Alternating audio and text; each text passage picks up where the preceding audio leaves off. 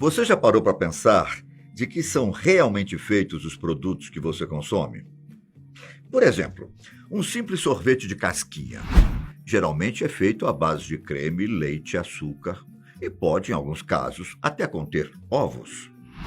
O que provavelmente você não sabe é que muitos contêm castório, uma secreção presente na parte traseira dos castores, se é que vocês me entendem. Essa secreção é usada para impermeabilizar o pelo do animal e, como ingrediente, serve para dar o aroma natural da baunilha e de outros produtos como perfumes. Eu sou o Ivan Lima e vou te mostrar produtos que talvez você deixaria de comprar, depois de saber de que são feitos. Cosméticos. Vários produtos de maquiagem e higiene pessoal possuem o ácido esteárico. Este é considerado um ácido graxo, derivado de banha, ou, como conhecemos melhor, da gordura do porco, ou também sebo, que é exatamente a gordura derivada da carne do boi ou carneiro. O ácido esteárico é produzido por meio de fervura das carcaças de animais e é bastante usado na produção de cosméticos.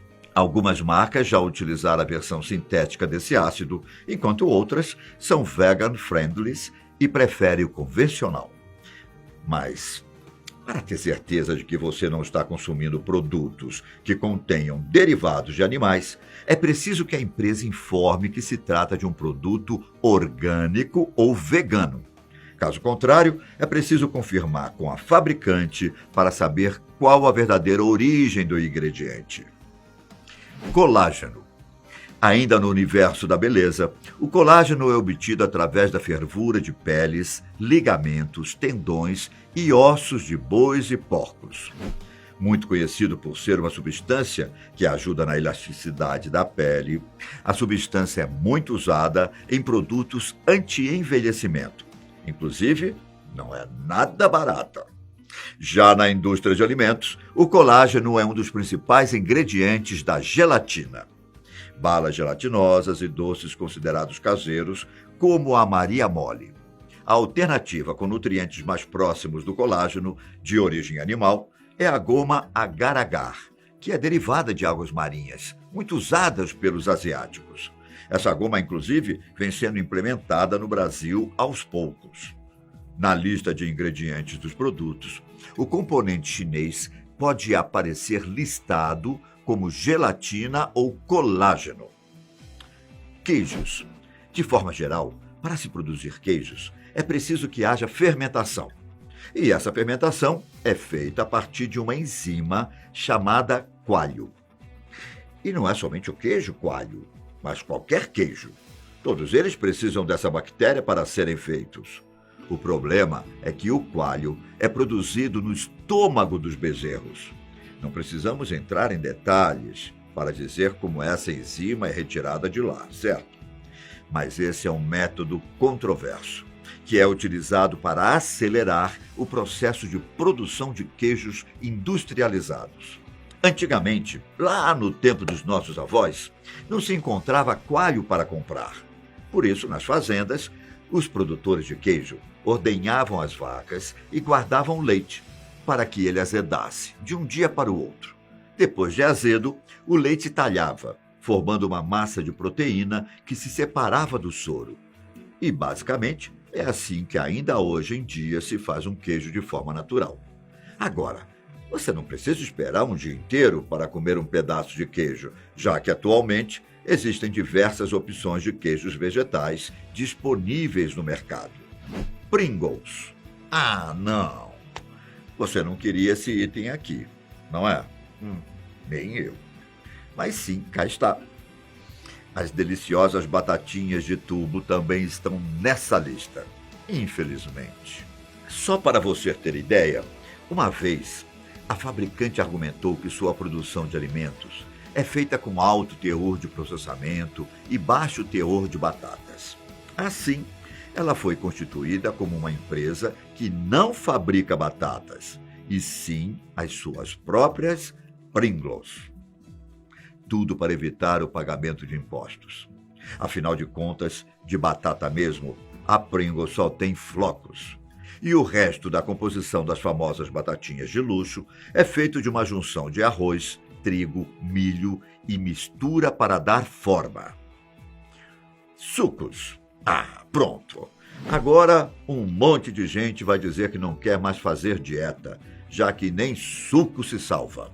Calma, não é bem assim também. É claro que se você fizer um suco direto da própria fruta, como a laranja, por exemplo, ele não vai conter ingredientes duvidosos que você não conhece. Porém, para a produção de sucos de fruta, de caixinha ou garrafinha, que não são concentrados, acontecem as seguintes etapas. As frutas são cultivadas, obviamente, e são selecionadas as maduras e saudáveis para o suco. Depois, é feita uma ligeira pasteurização dessas frutas, para mantê-las frescas por mais tempo. Um processo que é bastante aceito, já que ajuda a manter os nutrientes naturais da fruta e preservando sua qualidade premium. Agora, se for um suco de fruta concentrado, as etapas se estendem um pouco mais. O suco é aquecido para evaporar a água, ou pode ser filtrado para depois ser concentrado por osmose inversa, que é um tipo de processamento para separar os fluidos contidos ali, para retirar os sais e as impurezas. Assim é que nascem os sucos das prateleiras. No concentrado, é só adicionar água e misturar para ter um suco de qualidade. Depois eles são envasados, de maneira que suas vitaminas e minerais sejam protegidos dos efeitos da luz, do ar e temperatura. Entretanto, em muitos casos, são inseridos elementos para aumentar a vida útil desses sucos, pois eles não vão durar semanas ou até meses por mágica ou por nossa força de vontade. Além disso, também há marcas que misturam xarope com uma quantidade bem inferior de suco de fruta, além de sódio, açúcar e mais outros ingredientes sintéticos. Marshmallows. Que essas delícias possuem um sabor altamente artificial, todo mundo sabe. Mas afinal, de que eles são feitos? As espuminhas macias e comestíveis, no início de sua produção, eram feitas à base de uma flor, que leva o mesmo nome. Porém, com o tempo, foram sendo adicionados outros ingredientes, também artificiais, e que são colocados ali para aumentar o prazo de validade, bem como para reforçar o gosto e o aroma. É o mesmo exemplo aplicado para fazer a gelatina, responsável por manter aquela textura leve e fofinha. Mas vale lembrar que a gelatina, por sua vez, é feita a partir da fervura de pele e resto de ossos de porcos e vacas, que sobram das indústrias de carne. Cogumelos enlatados. Talvez cogumelos enlatados para você sejam como o caviar do Zeca Pagodinho. Nunca vi, nem comi, só ouço falar. Mas, se algum dia você tiver a oportunidade de experimentar ou realmente procurar para comprar, é melhor, talvez, saber um pequeno detalhe antes. Diante de qualquer comida enlatada, industrializada, já precisamos ter os 2 pés atrás. E no caso dos cogumelos enlatados, é bom saber que eles possuem vermes, literalmente. A estimativa é que, para cada 100 gramas, são encontrados cerca de 20 vermes, que são essenciais para que o produto se mantenha conservado. E aí, bora experimentar uns vermezinhos? Pelo menos vai ser uma degustação consciente. Roupas de grife. Claro, não podemos generalizar. Mas, de fato, existem várias empresas que produzem roupas de grife e que já foram acusadas de usarem trabalho escravo em seu processo produtivo. Não precisamos citar nomes. Certamente todo mundo conhece um ou outro exemplo, mas fica a dica de estarmos sempre atentos às questões legais em que se encontram as marcas, das quais você está comprando, já que elas podem estar envolvidas em algum escândalo do gênero. Consumir suas mercadorias pode ser uma forma de contribuir, ainda que bem indiretamente. Cerveja. A cerveja é fabricada há mais ou menos 7.000 anos. Então, não é nada estranho que suas formas de fabricação tenham sido mudadas ao longo do tempo. O processo de fabricação da cerveja moderna é bem simples. Primeiro a cevada é colhida, aquecida, seca e quebrada. Depois os grãos são triturados, fervidos e colocados em um recipiente de fermentação, que é quando a mágica acontece.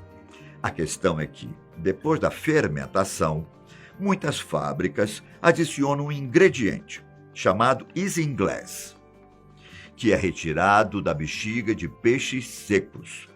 Isso quer dizer que, basicamente, algumas cervejas contêm moderadas quantidades de xixi de peixe. Esse diferencial, inclusive, é o que faz a bebida parecer mais clara depois que a cevada se acomoda. Molho para saladas. Se você tem o costume de cozinhar seu próprio molho, esse item nem entra na sua lista pessoal. Mas se não, vamos ver o que realmente contém nos famosos molhinhos para salada industrializados. Dióxido de titânio. Esse é o nome do composto central. Ele é adicionado depois da mistura de todos os ingredientes típicos, a exemplo do mel, vinagre, ovos e sal. O dióxido de titânio é o que faz o molhinho ficar mais branco e também atua como conservante, ajudando a prolongar a vida do condimento. Além de estar presente em alimentos, esse composto químico também é muito usado na indústria farmacêutica, especialmente em filtros solares. Apesar de não parecer grande coisa, pesquisas afirmam que as pessoas ingerem até 1 trilhão de partículas de dióxido de titânio todos os dias. A questão é que ele pode causar problemas de digestão e vários outros problemas estomacais, fora os ainda não confirmados, mas que podem ter relação com a absorção dele. Carne embalada. Com certeza, você já olhou uma bandeja de carne embalada no mercado e achou a cor ou a textura um pouco suspeitas. Nesses casos, é comum que os supermercados peguem carnes velhas e insiram corantes para que elas fiquem bem vermelhinhas e com um aspecto de novas. Mas elas nem sempre são assim naturalmente, né?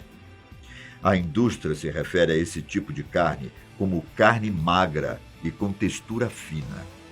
Apesar de parecer um nome sofisticado, podemos chamá-la simplesmente de iodo rosa. Essa carne magra é feita de pedaços de carne e aparas, que são expostas à amônia para eliminar as bactérias. O que nos faz pensar até que ponto a amônia é um risco para a nossa saúde, né? Se esse iodo rosa for processado de forma errada, podemos apresentar patógenos altamente prejudiciais. Em 2012, quando informações sobre o iodo rosa chegaram aos noticiários brasileiros, muitas empresas deixaram de usá-lo, principalmente nos hambúrgueres. O que mais assusta é que, ainda assim, as vendas de iodo rosa praticamente dobraram nos últimos anos. Comidas e maquiagens vermelhas. A cor carmim, vermelho, é um ingrediente produzido através do esmagamento de uma espécie de insetos, chamado cochonilha. Para se obter 500 gramas desse corante, é preciso esmagar mais ou menos 70.000 desses insetos. Alimentos processados com sabor de morango, frutas vermelhas ou tutti-frutti, por exemplo, geralmente contêm carmim. Já os cosméticos, como blushes, batons, sombras vermelhas e rosas, também podem conter o mesmo carmim. Para saber se os produtos que você consome possuem carmim, é só olhar a lista de ingredientes. Provavelmente ele estará listado como carmim, carmine, corante vermelho natural ou cochonilha. Se agora você ficou com nojinho ou com dó dos insetos, existem alternativas, como o corante de beterraba para os alimentos. E no caso das maquiagens, muitas marcas aboliram o carmim, adotando outras opções. Por isso, é preciso checar os rótulos. Salaminho. O famoso salaminho, acompanhamento tão comum pelos apreciadores de cerveja. Entra nessa lista. Entra tranquilamente. Isso porque ele contém mofo. Pois é, mofo. Falando assim, a gente até assusta, né? De forma geral, o mofo é tóxico e pode produzir substâncias hepatotóxicas, que causam danos ao fígado, nefrotóxicas, que causam danos aos rins, e até cancerígenas, que podem vir a causar câncer.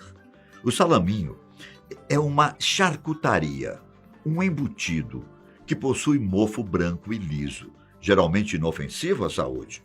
Mas se você ver qualquer alteração nesta camada branca, como filamentos, pelos, ou se estiver com aspecto pegajoso, o mofo precisa ser removido e todo o ambiente onde estava limpo. Na Europa, em muitos países, os produtos como mofo são bastante apreciados. Mas esses são países com tradição e excelência na manufatura artesanal. Aqui, pelas terras brasileiras, geralmente, esses produtos são industrializados, tratados com aditivos e maturados por pouco tempo, ou são muito rústicos e com pouco controle higiênico, o que nos faz pensar duas vezes antes de apreciar essas delicinhas e até querer procurar umas dicas de aperitivos bem apetitosos na internet. Bom, ficamos por aqui. Vocês já sabiam desses segredinhos escondidos em alimentos que podemos considerar tão comuns? Conhecem outros produtos que deveriam estar nessa lista e o porquê? Então comenta aí com a gente. Não esquece de dar seu like e aproveitar para compartilhar essas curiosidades com um amigo. Um grande abraço.